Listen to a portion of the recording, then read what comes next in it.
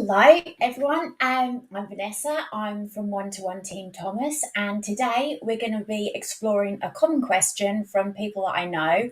Why can't I stop eating even when I'm full? So, I just want to give a little shout out to the comments. If you're watching us live, then please comment hashtag live. And if you're watching on replay, hashtag replay. So, let's get straight into it then. So if I click here, okay, so why do we keep eating even when we're full? So this evening, we're going to dive into this really relatable topic. We're going to explore the reasons behind overeating and, more importantly, how we can manage it. So let's start with our childhood. How many of you were told as kids that you had to finish everything on your plates? Yeah, me too. And our parents meant well, but this habit can stick with us into adulthood. It's like we have this internal voice saying, waste not, want not. So even when we're stuffed, we still feel compelled to clean our plates. And it's funny how our parents didn't realise they were setting up for a lifetime of overeating, right? Now, I'm joking, kind of. I'm not blaming every parent out there because I know I do it as well.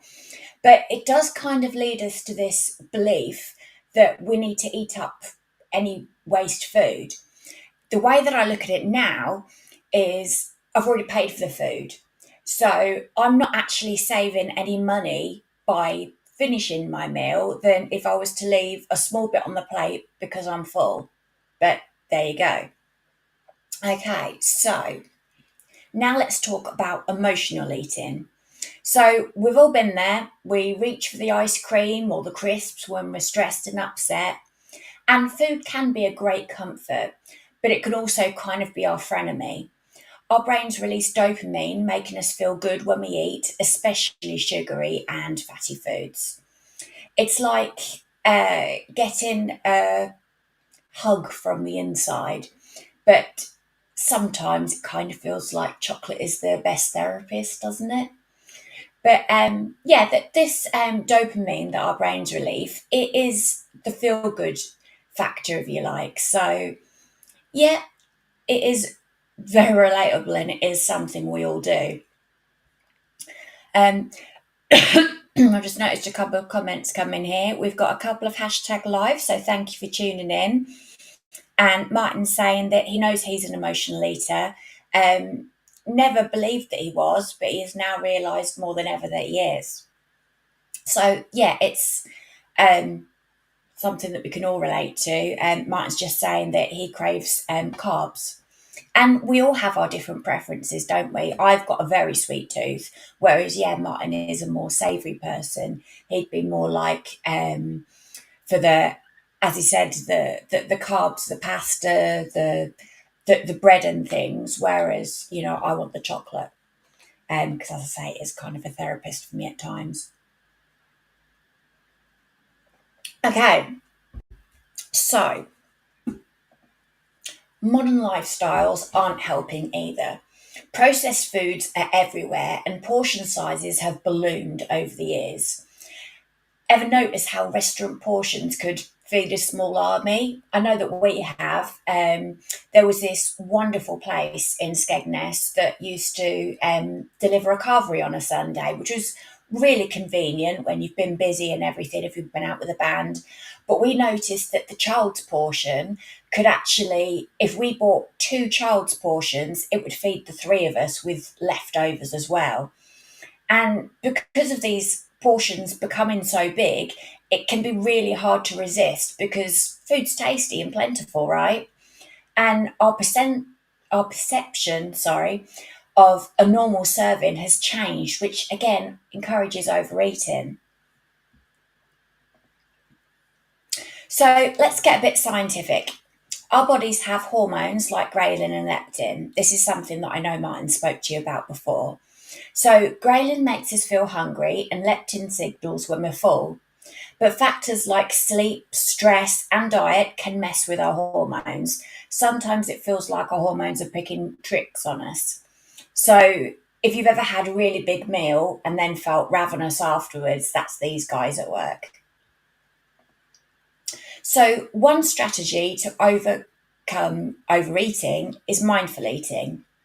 So, this means paying attention or full attention to our eating experience, slowing down, savouring each bite, and listening to our body's cues. Eating without distractions like the TV or the phone can help too. You might even discover flavours that you never knew existed in your favourite foods. So give it a try. Portion control is another really effective method. So, using smaller plates can trick your brain into thinking you're eating more than you are. And it sounds simple, but it does actually work. Sometimes a smaller plate can make you feel like you've had a feast, even when you've had a modern portion. So, it's a great way to manage portion sizes without feeling deprived. Has anyone else tried smaller plates? What do you think? Let me know in the comments. Okay, the next one is stocking up on healthy alternatives, which can also help. So, fresh fruits, vegetables, lean proteins are satisfying and keep you fuller for longer. So, you can still enjoy snacks, just maybe not the entire bag of crisps. Snacking smarter can make a big difference in managing your weight.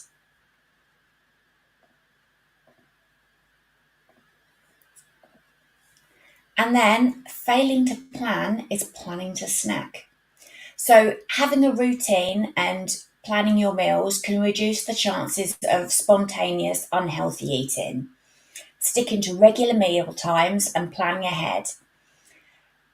Meal prepping can make you feel like you've got your life together, even when you haven't. So, it's a simple yet powerful way to stay on track. Now, I know when I'm on the lower steps, if I know exactly what it is that I'm going to have, I've spaced it out evenly, I'm going to stay on plan. If I'm living one meal at a time, then that's when I start walking slower past the fridge. It's when I might open the cupboard to see if there's something there, close it, open it again as if something's going to magically reappear. Now, that's not hunger, that's pretty much boredom, but a lot of it is because I haven't decided what I'm going to eat. So it sounds simple, but actually planning your meals out can really make a difference as well. So, the other thing is to find your happy place, not your snack stash. So, address emotional eating, identify your triggers, and find alternative ways to cope. So, you can try hobbies, physical activities, or even talking to a friend. Sometimes a chat with a friend can be more satisfying than a bag of crisps. So, finding your happy place can help you resist the urge to snack out of stress or boredom. The other thing is staying hydrated is absolutely crucial. And I'm going to take another sip. Yeah. Apparently, water helps your brain work as well, but yeah, I'm just croaking.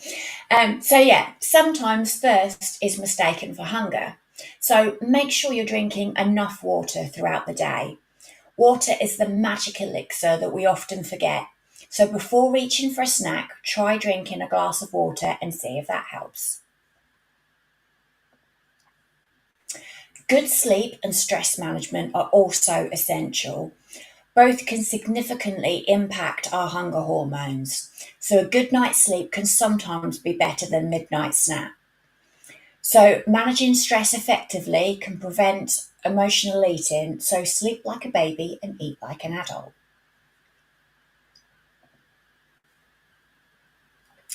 And don't hesitate, even though I can't say it, don't hesitate to seek support from friends, family, or professionals like me or Martin. Having someone to talk to can make a big difference. Sometimes just talking it out can feel as satisfying as a big meal. So remember, a problem shared is a problem halved. So to wrap it up, understanding why we overeat is the first step to change. Being patient and compassionate with yourself is really important. Progress is more important than perfection. So if you slip up, it's okay as long as you don't fall headfirst into a cake. So let's continue our journey towards healthier and habits together. And if I can get to the next slide. If you are looking for a structured, low calorie plan designed to support your weight loss through personalised steps and products with plenty of support, do get in touch. We offer personalised, confidential meetings. We have convenient and tasty meals, and we have a proven track record of 40 years worth of effective results backed by the one-to-one diet with scientific research. All you have to do is get in touch for more information. So, if you haven't already, here's our contact details, and I'm just going to flip to the comments.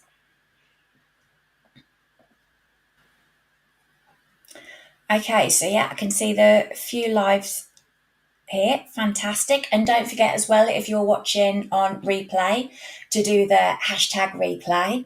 And let us know, what did you think to the interview last week with Kev there? I thought it was absolutely amazing. And part of what I was saying before is about sharing that support system. You know, having your consultant to speak to, or in Kev's case, where he's blogging his journey, it's a very, very brave thing to do, to blog your journey, but you know, you don't have to set it to public. You can always have like a closed channel and just keep it as a food diary for yourself, because then when you're having a really great time, you've got all those fantastic diary entries there, so that when you are feeling a bit more negative or you're finding it harder to overcome a particular instance, you've got that log there to go back and check through. Or what about writing a diary? Keeping a journal can really help as well. Yeah, Charmaine's saying that she loved the interview last week. Well done, Kev. And Martin's saying, what other tips might you have not to overeat? Well, there's loads of them, really. Some of them sound very simple. I mean, obviously, the first one I'm always going to say is have a drink first, you know, because our bodies do mistake thirst for hunger. But little things like brushing your teeth can make a difference. And then the other huge one, which I mentioned, is that distraction factor. So busying yourself, you know, not sitting in the same situations. You know, if you're at your desk, get up, go and have a walk, have a change of scenery. Or the other thing I said about is having a plan. You know, if you know, for example, that late at night it's a danger area for you because you read or you watch TV and you normally have a snack, have something prepared. So whether, for example, if you're on step one where you're all products, you could save a bar for the evening like I do. Or if you're on a higher step, or if you're following a different diet entirely, it might be that you've got some low calorie snacks with you, like carrot sticks or unsweetened popcorn, just something there to prepare you so that you don't then go fridge surfing, if you like. But the other thing is remembering your why. You know, what is more important to you? Is it how you feel now, or is it how you want to feel tomorrow? Because I promise you, you know, when the inches start dropping, your motivation goes absolutely sky high. So do keep your eyes on the prize and trying to remember at the back of your mind, or even if you keep it as a screensaver on your phone, you know, have some goals there, have something that you're reaching for, but also keep in touch. You know, if you've got your phone in your hand, you can text me or Martin, you can text a friend, you can pick up, you can speak to a friend. You know, there are so many different things that you could do just to avoid that situation, really. I mean, some people I know find garages a particular danger area, because as you're queuing, the supermarkets and the petrol stations are really clever, and they have all the chocolates and sweets and things next to you as you're queuing to pay. So they pay at the pump, or they're getting the shopping delivered, so that they've got that list there in front of them, and they're not going to deviate from that. Charmaine's saying here that she's a cereal snacker, little and often, but it's easy to overeat when watching TV or absent-minded when reading. Absolutely. So this is why I'm saying mindful eating, savour every single bite that you're having. And number one, it's surprising that your food does actually taste different when you really concentrate on the different flavours that are involved. But the other problem with snacking little and often is because you're having lots of little portions, there's your little portion, there's your other little portion, there's your other little portion. How many little portions have you had? It's a bit like that little written joke, really, that I've had half the portion so I can have twice as much. It's about being mindful when you're eating. It's about keeping track of everything that you're eating over the day. Joe says, I'm not really one for snacking or comfort eating, but when I feel unwell, that's when I want to eat. This is a case in point where I'm being ill, and I know today was fish and chip wagon in our village, so I sent my husband out food. It was lovely, but I'm so annoyed with myself now. And this is where you need to forgive yourself, basically. You've already eaten it for a start. There is no going back. And the crosser you get with yourself, the more likely you'll to think, sod it, I may as well carry on now. I'll start again tomorrow. So you've had fish and chips, but then you might finish off, leftovers from yesterday because you're just thinking, well, I'll start again tomorrow. I'll be good from tomorrow. And then you get to tomorrow and you're just like, well, I've already done it. I'll start again on Monday. So, if you do accidentally fall over and land in a plate full of food, then it's done. It's unfortunate, and I do understand the frustrations. I really do. But, there is nothing you can do about it after the fact other than think what was the prompt for it by analysing, which you've done. You said it's not, comfort food in particular. It is more when you're feeling poorly. So my advice to you, Joe, would be, the minute you're starting to feel poorly is to start your meal prep there. So before you go too downhill, start thinking what you'd like over the day. Now, whether that's that you've got something in the freezer that you've healthily cooked before, pre-portioned and frozen the leftovers. So rather than having to cook, you've got something healthy you can just reheat. Or whether that's, batting your eyelashes at your husband and saying, look, I've got this really healthy recipe. Would you just mind baking it for me, darling? I'm feeling really poorly. Martin's saying that he feels you on that. When he's annoyed or in a down mood, he turns to pizza and then feels really cross with himself the next day. And funny enough, it was actually pizza that prompted the whole discussion here tonight. I was talking with some friends on the weekend, and we were saying about how your appetite changes once you start doing a diet. The further you get into it and the healthier habits that you get, it is then harder to go back and eat the portions that you did, but you do give it a good go. So say, for example, sorry, I'm really croaking this evening.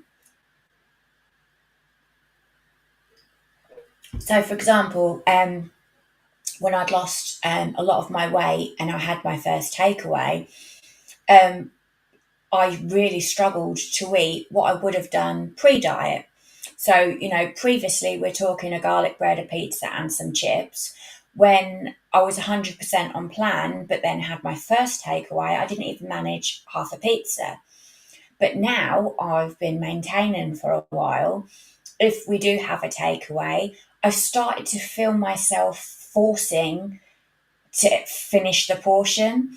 So rather than just having that half pizza and thinking, well, actually, I'm full, I'm thinking, well, there's still half left. And if I don't have the other half now, that means I'm going to be off plan tomorrow as well. And then that's 2 days off plan. Whereas in reality, number one, my daughter would quite happily eat pizza the next day. Number two, me and Martin could have half a pizza each and just not order a pizza each.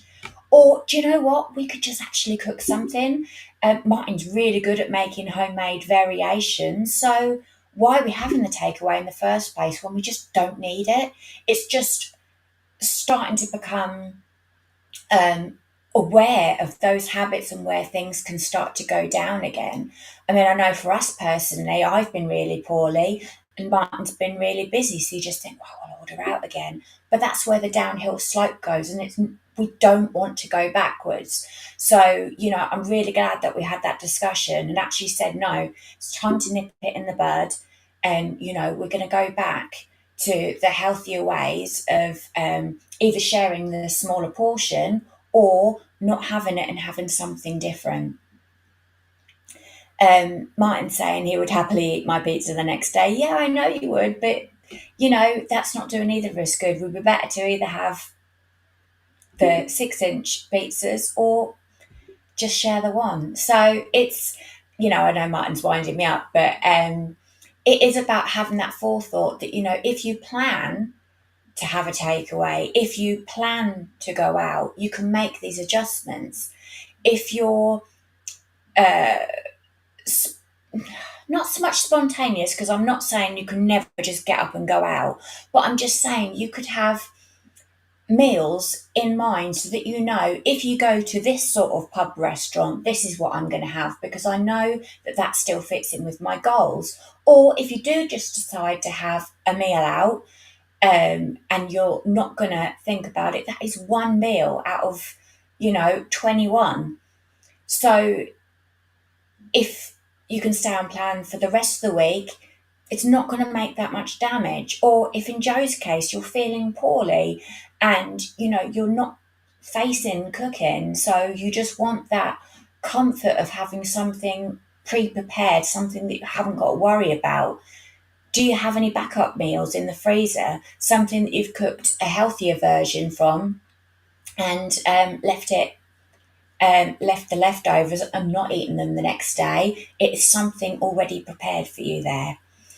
So while I'm thinking of Joe as well, I would like to say thank you very much for your photos.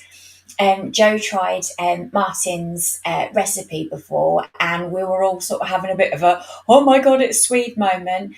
But mixing it with the carrot did actually make it a lot sweeter. And Joe, funny enough, she's just put, that reminds me, Martin, thank you for the step 2 recipe. Yeah, Joe says she tried it. She sent me some fantastic photos. And again, Joe, that is something that you could have in the freezer. Things do keep for a while, even if you still rotated things in your freezer and had, a meal off cooking once in a while, you can still have that backup meal ready, if you're busy from work, if you're having, a poorly time, or, if you just don't want to cook that evening. So it is all about planning ahead, seeing the big picture, what are my goals? What are my potential obstacles and how can I get around them?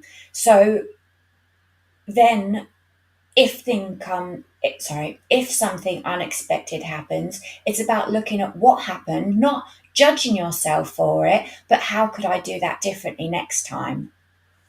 And Martin's assured Joe that there'll be another recipe for you next week.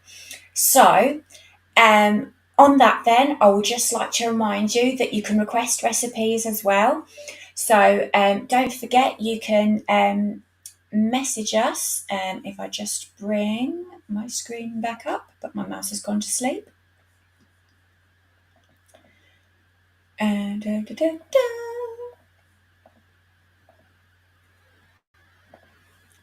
so, whoops.